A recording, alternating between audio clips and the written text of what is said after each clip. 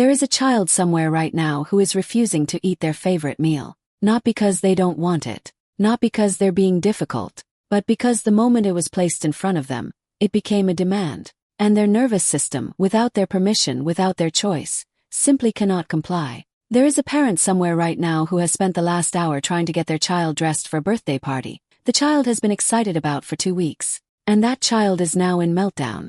Not because they don't want to go, but because the moment going became something they had to do. Something inside them switched into a kind of panic that no amount of reasoning, bribing, or pleading can reach. And that parent is exhausted, confused, heartbroken, and wondering what they are doing wrong. If any part of what I just described sounds familiar, this video is for you. Because what I'm going to explain today isn't defiance. It isn't manipulation. It isn't bad parenting. It is a recognized pattern of behavior that some children experience called demand avoidance.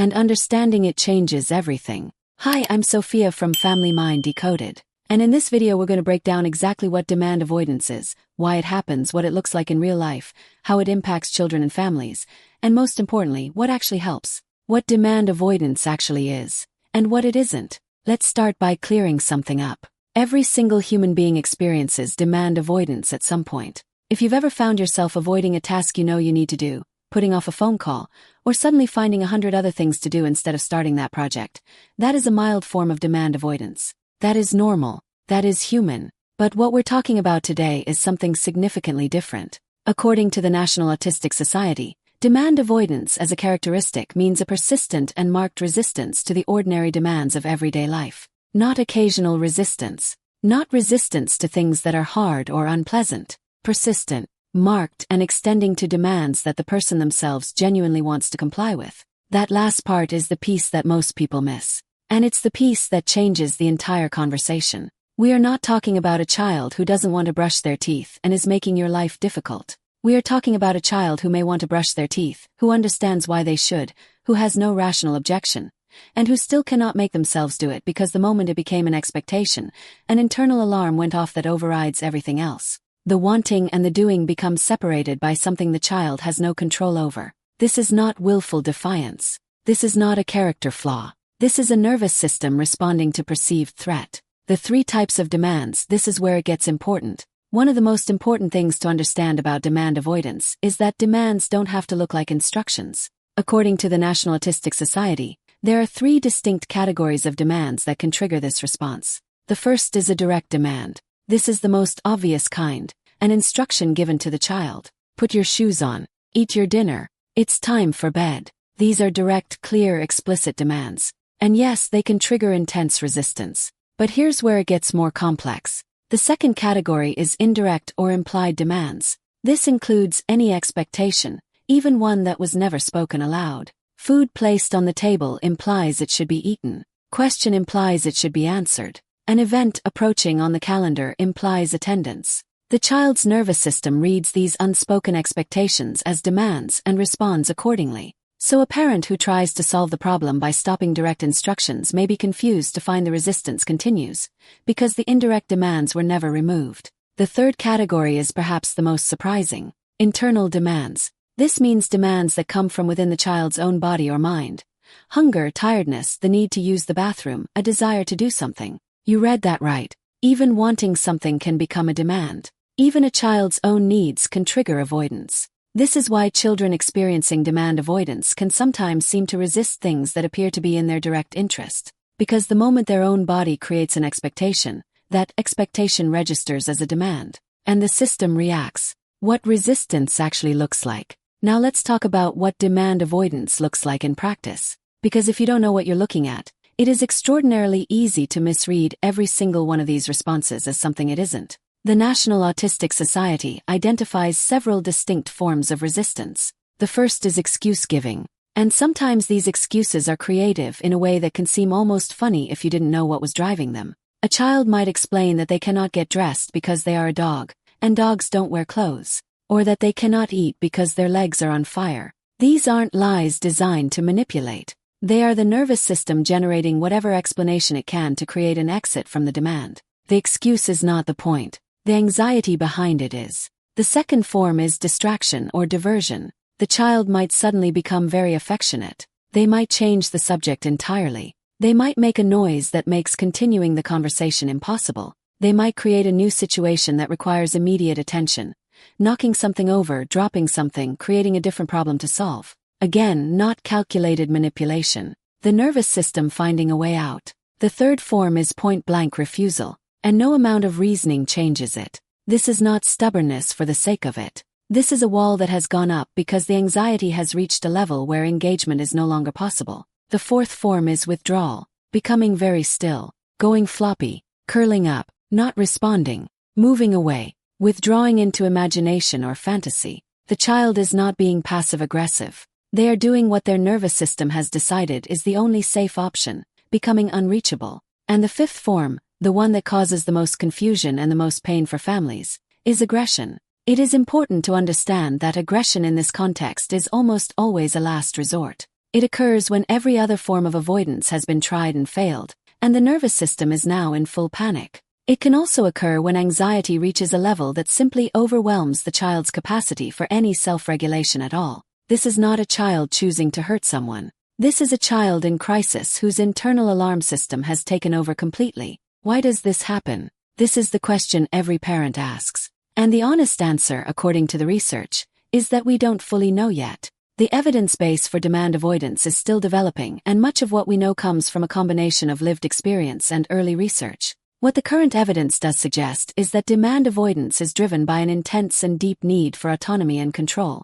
Not control in the sense of controlling other people. Control in the sense of having agency over one's own life and what happens in it. The National Autistic Society notes that some research highlights a relationship between this characteristic and two specific factors: anxiety and intolerance of uncertainty. That second one is crucial. Intolerance of uncertainty means that not knowing what is going to happen, not having predictability, not being able to see what comes next, creates significant distress. And demands by their nature introduce uncertainty. Even a simple demand like brush your teeth introduces a sequence of events that must now unfold in a particular way. When a child's nervous system is wired to experience that uncertainty as a threat rather than a manageable unknown, the alarm goes off before the child has any conscious choice about it. Some people with lived experience of demand avoidance have offered another perspective worth considering, that rather than anxiety causing the avoidance, it may be that the experience of demands threatening their autonomy and control creates the anxiety. The avoidance is protection. The anxiety is the result of feeling that protection is necessary.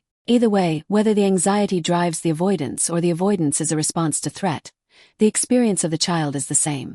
Their system is in alarm, and they need understanding, not correction. Who experiences demand avoidance? Demand avoidance is most commonly discussed in the context of autism.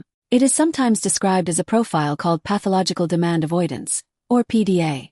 A term originally developed by British psychologist Elizabeth Newson in the 1980s and first published in research in 2003. Some people prefer the term persistent drive for autonomy, feeling it more accurately reflects what is actually happening. Not a pathology but a deep and fundamental need for self-direction. It is important to be clear that PDA is not currently recognized as a standalone clinical diagnosis. It does not appear in the international medical manuals that clinicians use for diagnosis. Some people receive an autism diagnosis with a demand-avoidant profile noted. Others self-identify with the PDA label based on recognition of their own experience. Beyond autism, demand avoidance has also been discussed in connection with ADHD, complex post-traumatic stress disorder, and other neurodevelopmental profiles. What this tells us is that demand avoidance is not a single, cleanly defined condition with clear boundaries. It is a characteristic, a pattern of experience, that shows up differently across different people and different nervous systems, and that requires individual understanding rather than a one-size-fits-all response. The impact, what families are actually living with. The impact of demand avoidance on daily life is significant. According to the National Autistic Society, it can affect a child's ability to sleep, eat, maintain personal hygiene, attend school, and sustain friendships. It can lead to burnout, a state of prolonged overwhelm that can take weeks or months to recover from, can result in school exclusion. It can create profound isolation, both for the child and for the family around them. For parents and carers, the impact is also real and serious. Witnessing your child in extreme distress repeatedly is exhausting and heartbreaking. Trying to find strategies that work, navigating a system that often doesn't understand what you're dealing with, and sometimes facing judgment from people who read your child's behavior as the result of poor parenting. All of this takes an enormous toll. It is worth saying clearly. If you are a parent living this reality, the fact that it is this hard is not evidence that you are failing. It is evidence that you are dealing with something genuinely difficult that requires specialized understanding and support. What actually helps? The good news, and there is good news, is that there are approaches that do help. The key principles, based on what the National Autistic Society and People with Lived Experience report, center on one core idea: reducing the experience of threat. This means reducing and removing demands wherever possible, not because the child gets to do whatever they want with no expectations ever, but because the demand load needs to be managed the way you would manage a physical injury. You reduce the strain on the injured area. You don't push through it. It means shifting toward collaborative communication rather than instruction-based communication. Instead of telling a child what they must do, you work with them. You wonder together. You offer possibilities rather than requirements. Language like "I was thinking we might," or "I'm not sure how this could work, could you help me figure it out," lands completely differently in the nervous system than "you need to do this now." It means flattening hierarchies where possible. The National Autistic Society notes that approaches which work against the child's need for autonomy tend to increase resistance, while approaches that respect and work with that need tend to reduce it. This is not about removing all structure. It's about the way structure is offered and experienced. It means giving choices, real choices, not false ones, and following through when a choice is made. Because a child who has been given a choice and then had it overridden has learned that the choice wasn't real, and their sense of control has been reduced further. It means understanding that when things go wrong, when there is meltdown, aggression, complete shutdown, the child is not choosing this. They are in crisis. They need safety, space, and the return of calm. They do not need consequence, correction, or explanation in that moment. That can come later, gently, when the nervous system has recovered. And it means getting support, professional support where possible, from clinicians who understand neurodivergence and can work with a specific profile of the child in front of them, and peer support from other parents and families who understand this from the inside. Because doing this alone, without people who understand, is one of the hardest things a parent can be asked to do. The most important shift of all, and this comes directly from the voices of people living with demand avoidance themselves, is the shift from seeing this as behavior to manage, to seeing this as a nervous system to understand. The moment a parent, a teacher, a clinician makes that shift, something changes. Not overnight, not without difficulty, but in the right direction. Your child is not giving you a hard time. Your child is having a hard time, and they need you to understand the difference. If this video helped you understand your child in a new way, subscribe to Family Mind Decoded for more science-backed parenting and emotional development videos. And before you go, I'd love to hear from you. What everyday request causes the biggest struggle in your home right now?